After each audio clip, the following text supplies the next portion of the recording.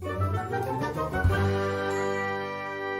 you guys, so today we're gonna have a look at these LED strip lights. It's 30 meters, which is quite a lot, which is super cool and exciting, if you ask me, but that's up to you guys. So let's first off see how they are made and then what they look like.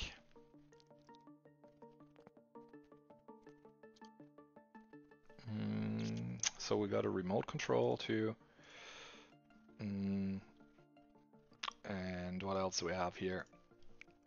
This is all the pieces to connect them to our main source here. And we're gonna throw all that together. I have a bunch of options on here. We're not gonna look at all of them, but we definitely gonna like turn them on and check them. They're pretty flat, glue-wise. You can cut them. I don't know why you would buy 30 meters if you want to cut them though, but we could. So I installed them now. I put them in this little tube on top. I didn't use all of 30 meters. I used just one strip from these two because 15 was quite enough. But they look good. I think the colors are vibrant and definitely give us a good idea of what they are capable of. And my name is Badger. I'm out, and I will see you in the next one.